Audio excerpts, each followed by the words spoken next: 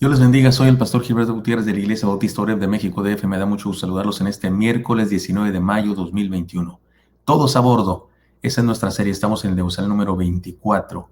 Esta es la enseñanza práctica sencilla que emana del arca. Siempre obedece puntualmente a Dios. La idea de Él sí funciona. Dice la palabra en Génesis 6:22, y lo hizo así Noé. Hizo conforme a todo lo que Dios le mandó. Por eso la enseñanza, obedezcamos siempre y puntualmente a Dios. Su idea sí funciona.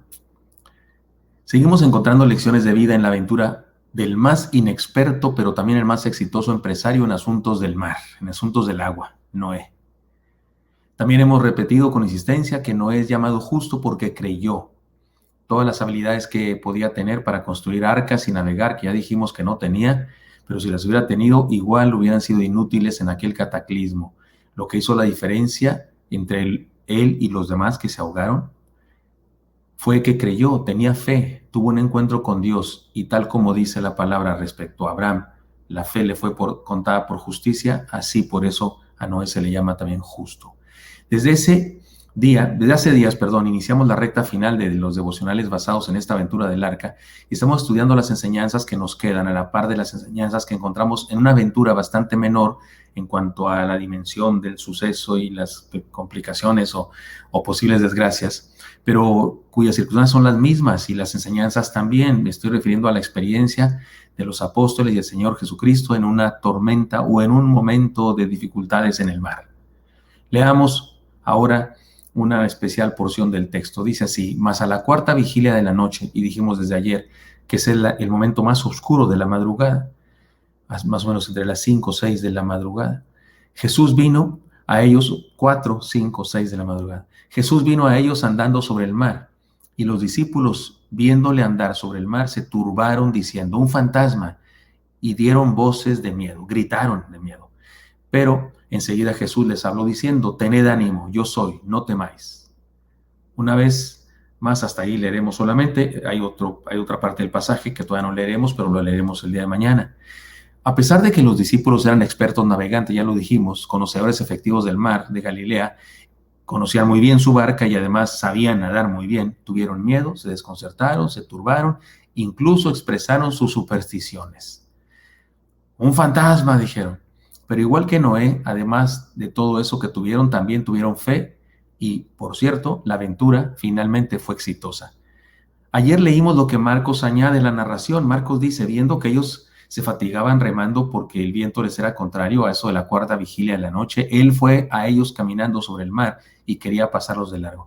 Jesús había dicho a sus discípulos: váyanse en la barca hacia el otro lado, hacia la otra ribera, yo los alcanzo. Él se iba a ir caminando, bordeando la playa seguramente, y mientras se subió a un monte a orar, a su tiempo devocional, que seguramente ellos conocían que el Señor hacía eso a menudo y por eso lo respetaron. Pero el texto dice que desde donde estaba el Señor, desde esa altura, les vio navegando y batallando con el viento, y entonces es cuando va a ellos caminando sobre las aguas.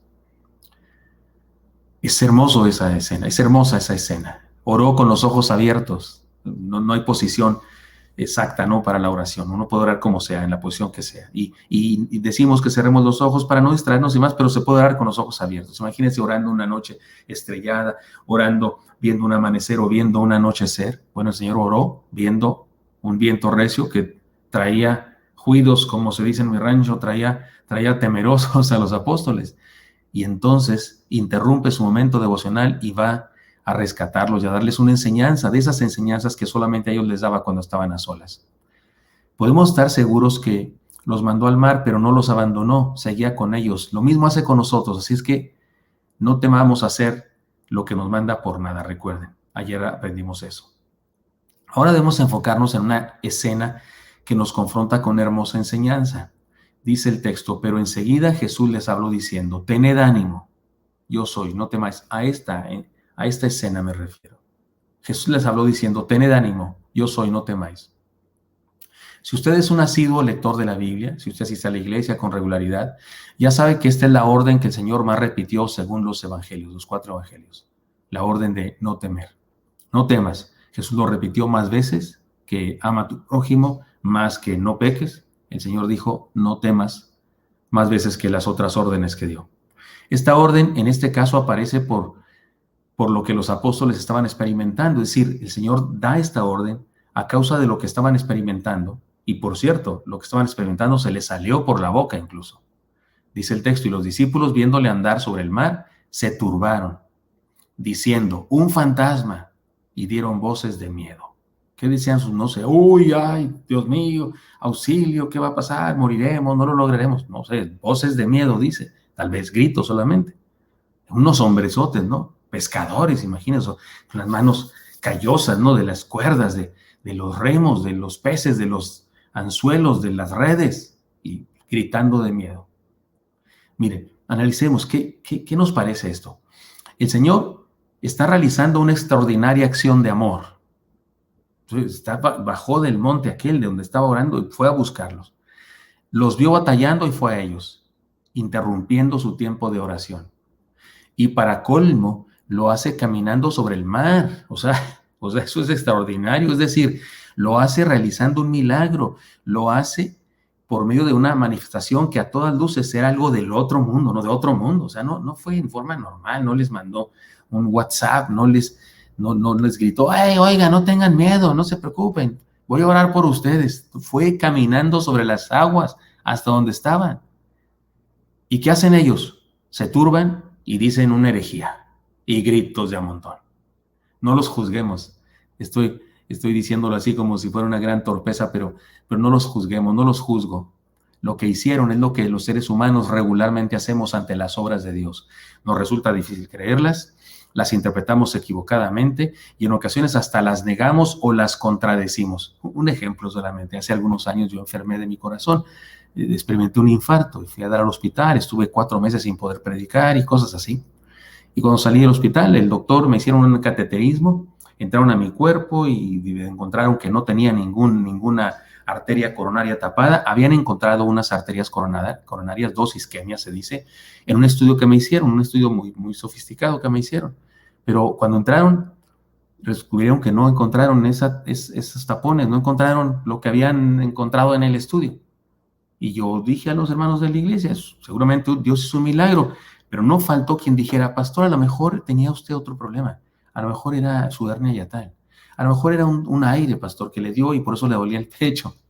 O sea, qué juicio de querer deshacer los milagros de Dios, porque nos pasa siempre eso, nos resulta difícil creer los portentos de Dios, los interpretamos equivocadamente y en ocasiones hasta los negamos y los contradecimos. Eso le pasó a la gente en los tiempos de Noé. Le resultó difícil creer que Noé hablara con Dios. Lo interpretaron equivocadamente, está loco, dijeron. Lo negaron, lo contradijeron y lo condenaron. A eso se le llama inmunidad al cambio o resistencia a las ideas nuevas. Hay gente que está vacunada contra el cambio, está vacunada, ha desarrollado inmunidad a las ideas nuevas. Tiene muchos anticuerpos contra las cosas nuevas, contra las cosas que no entiende, que no puede manejar. Por eso es que la orden del Señor fue tan importante. Tened ánimo, yo soy, no temáis. Animarse, lo que le está diciendo es que se animaran a causa del conocimiento de una verdad, porque eso quiere decir tener ánimo. Significa encontrar sentido. Significa encontrar un conocimiento de una verdad que me hace estar fortalecido y decir, voy con todo. Y el Señor les da el conocimiento porque les dice ánimo, yo soy. Es decir, les da la razón de su ánimo debía ser que Él era el que estaba ahí, que no tuvieran miedo. Es decir, que les debían tener ánimo porque Él estaba ahí. No temáis, les dijo, fue la orden. Significa superar la sorpresa de lo desconocido. Tememos a lo desconocido regularmente, ¿no es cierto? Cuando usted y yo leemos ahí que a los héroes de la fe les apareció un ángel, no sé ¿qué ha pensado usted? No ha pensado así con seriedad, se te aparece un ángel. Oye, no, Señor, perdona, mejor háblame a través del predicador. O sea, estoy en la noche dormido y de repente se aparece alguien ahí en mi cuarto, un ser o algo, ¿no? O una persona, aunque se disfrace de uno como yo, si aparezca alguien ahí, es un ladrón o qué, me levanto y le tiro unos golpes, ¿no? O sea, lo desconocido, lo sobrenatural, a menudo nos da miedo. Tenemos que reconocer eso. No temáis significa superar la sorpresa de lo desconocido. Y si alguien me está diciendo así muy legal, no, pastor, yo jamás tendría miedo a lo sobrenatural. Pues está bien, pero María tuvo miedo, José tuvo miedo, Moisés tuvo miedo, Gedeón tuvo, en la Biblia, cada rato, no solo en el Nuevo Testamento, el Señor dio la orden de no temer muchas veces, en el Antiguo Testamento también la dio muchas veces. Yo escribí un libro completo sobre las veces en las que el Señor dijo, no temas, no os amedrentéis, no tengas miedo. Es decir, agarré todas las frases que tienen que ver con eso, encontré más de 200 textos. Algunos dicen que hay 365 textos, yo no encontré tantos, me parece que eso debe ser un mito, algo así, pero sí encontré más de 200 textos que dicen no temas. Y cada vez que dice no temas es porque Dios se le presenta a alguien y ese alguien tiene miedo. Pero no temer significa superar la sorpresa de lo desconocido, significa creer en lo sobrenatural, significa aceptar que el Señor tiene todo el poder. La ignorancia y la inseguridad producen temor. La presencia del Señor, que es amor, echa fuera el temor, como dice Juan, porque Juan dice que el amor echa fuera el temor y Dios es amor. Su presencia es un amor que echa fuera el temor. Pero lo más importante de la orden del Señor es que les estaba llamando a entrar en la dimensión espiritual que había venido a proponerles y a enseñarles. Ellos en su lógica humana tenían miedo y debían entender la identidad del poder del Señor, lo cual es paralelo a obedecer la orden de no temer. Cuando dice no temas, le está diciendo, vengan a mí, a mi área, vengan al área espiritual y sepan y aprendan que caminando conmigo tendrán aventuras extraordinarias. Sucedió lo mismo con Noé y su familia. Ellos vivían de su trabajo, conseguían lo que necesitaban trabajando la tierra, cuidando el ganado, cosechando frutos, pero en la aventura que les llamó el Señor a vivir, las cosas eran distintas. El asunto no dependía de su trabajo, sino de su obediencia. Obedecieron al creer, obedecieron al preparar el material, obedecieron al construir el arca, obedecieron a seguir el plan exacto de Dios de cómo construirla y de qué hacer con ella, obedecieron al entrar en el arca con todos los animales, obedecieron en esperar sin hacer más que esperar, porque en el arca, ¿qué hacían? Esperar, fue todo lo que hicieron, esperar. Obedecieron en salir del arca cuando se les indicó y obedecieron en llenar la tierra de la raza humana. Recordemos la enseñanza entonces. Siempre obedezcamos puntualmente a Dios. La idea de Dios sí funciona. Creamos en Dios y su poder. Creamos en los planes de Dios y su efectividad. Creamos en lo peligroso de andar por nuestro propio camino. Obedezcamos al plan de Dios y tengamos éxito. Siempre obedezcamos puntualmente a Dios, porque la idea de Dios sí funciona. Señor, bendice a mis hermanos y mis hermanas. Pongo en tus manos a todos los atribulados, los tristes, los angustiados. Ayúdanos a obedecer tu orden de no temer al confiar, creer en ti, en tu poder, en tu grandeza y al vivir en la dimensión espiritual en la que tú vives y quieres que vivamos también nosotros. Y te pido que bendigas a los enfermos y nos sanes. En Cristo Jesús. Amén. Espero que esto sea útil para usted. Me encantaría encontrarle el día de mañana. Hasta pronto.